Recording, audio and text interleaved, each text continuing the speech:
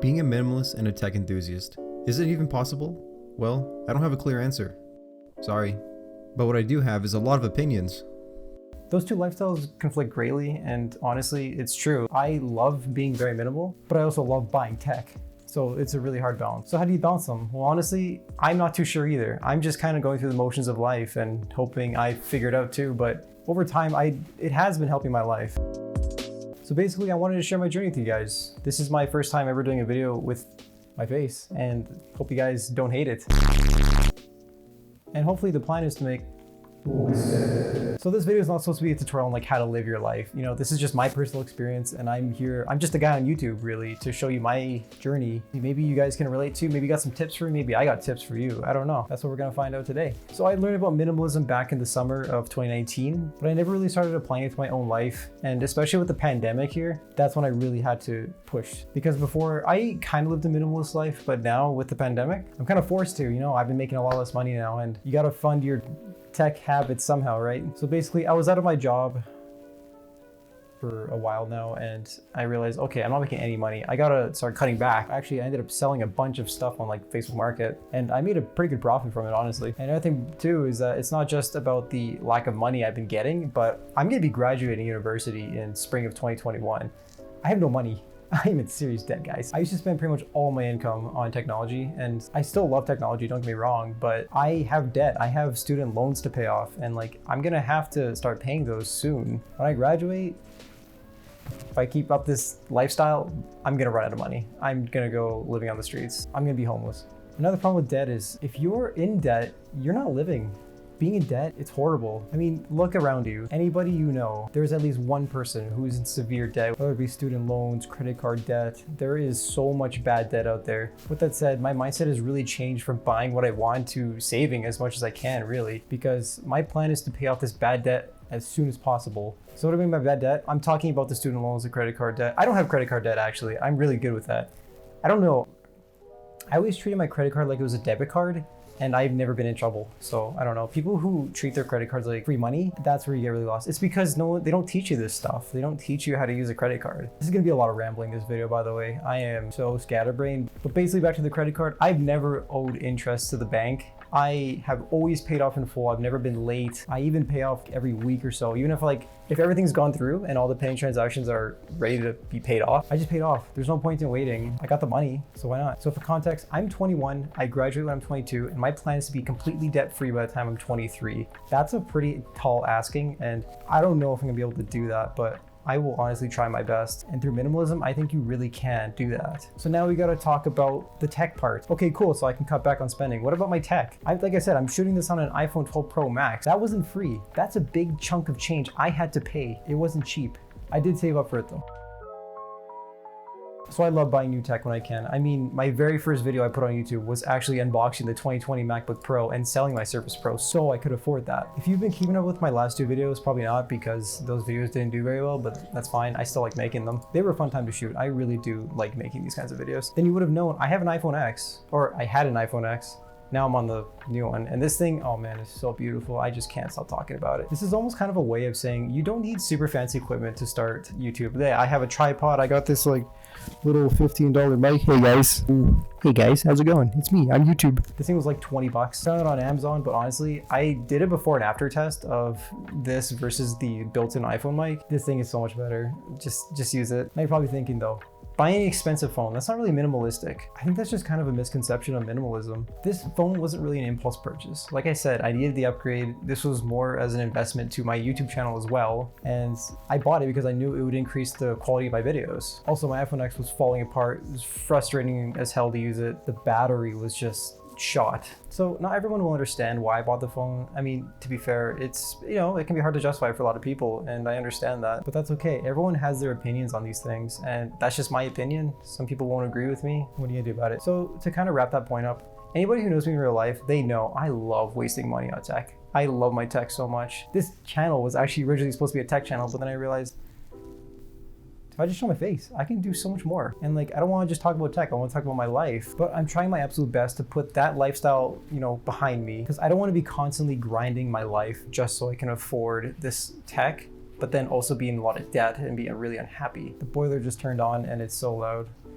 Oh god, that takes way too long. That freaking fan. But yeah, honestly, I just don't want to be grinding away for a paycheck and then just spend it and repeat that cycle pretty much forever and not be happy, not have any money saved up. It just doesn't seem like a good life to me.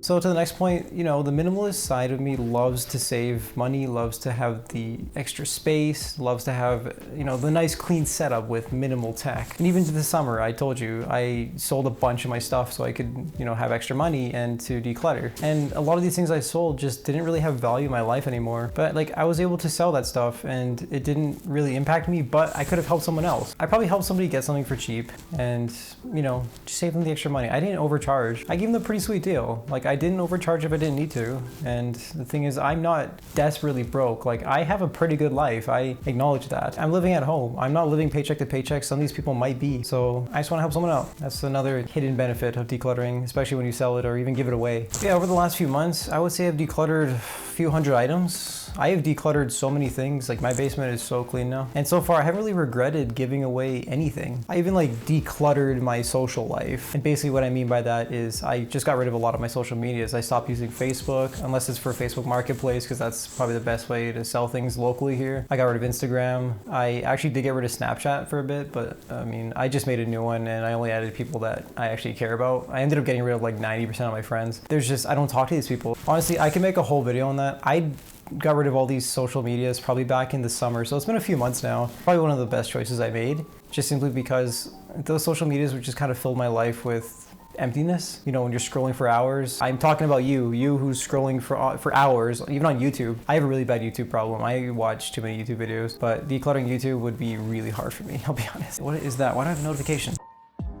But yeah, I actually might create an Instagram soon, but not for personal use, but actually for this channel. I want to make an Instagram for you guys so that I can kind of give you guys updates, but I don't want to make a video on an update. I don't want to be like a vlogger who uploads like 10 videos a day. That's not for me. So it's kind of more like a business Instagram, but it's where I can kind of keep you guys updated, you know, like without pushing obnoxious notifications all the time. So here's my take on the whole situation of minimalism and being a tech enthusiast. Like I said, this video was not supposed to be a guide, rather more my personal experience. I just wanted to get it out there, share it to you guys. Maybe you guys can relate. Maybe you guys can talk to me about it. Maybe you guys can learn a thing. Maybe I'll learn a thing from you guys. Make sure to comment down below. I'm actually really curious what you guys got to say about this. So besides the ramble of my personal life for like the last few minutes here, I'm going to sum it up to 3 points that I've learned. So 1, it's okay to buy the newest stuff sometimes. And I also think it's okay to keep older tech. Like I have an Apple Watch Series 3 and like this thing sucks. I mean, it's great, but the charging, if I plug it in at night, there's like a 50-50 chance it'll wake up dead because the charger, it just won't charge. I tried buying a new cable. And also, yeah, I bought a new MacBook Pro recently. I purchased that because I know it'll last me a long time. If you buy a Windows laptop, you'll get like 3 years at max. Both a MacBook, you can easily get 5, even some people get 10 years out of their MacBook Pro. It's insane. You just take care of it, it'll last for a long time. Second thing I want to point out is if you love the tech, look at it. If you love tech and you want to buy it, just look it up, find some reviews. There's a good chance you might actually find something you don't like about it and you might be turned off to buy that, and that will save you some money. What I like to do is I just write it down and see in like 30 days, do I still want it? And for example, I wanted a new Xbox controller for my computer to play games, and then I realized like I don't actually need it. Like my controller works fine, and I never ended up buying it. I saved myself what, like $100. I don't know the price, but yeah. And if you write it down, you after those 30 days you still want it, maybe you should just go buy it, right? But there have definitely been a lot of times where I didn't spend the money on something, and I'm glad I didn't. And my third point is, lastly, it's okay to slip up sometimes. There have been countless times where I bought something impulsively and yeah, regretted it, and it has cost me probably thousands of dollars throughout the few years. I mean, you can always return it too. But back to the main point of the video though, can you be a tech enthusiast and a minimalist? Yeah, you can. It's just, you gotta find a balance, right? Oh, my light just burnt out.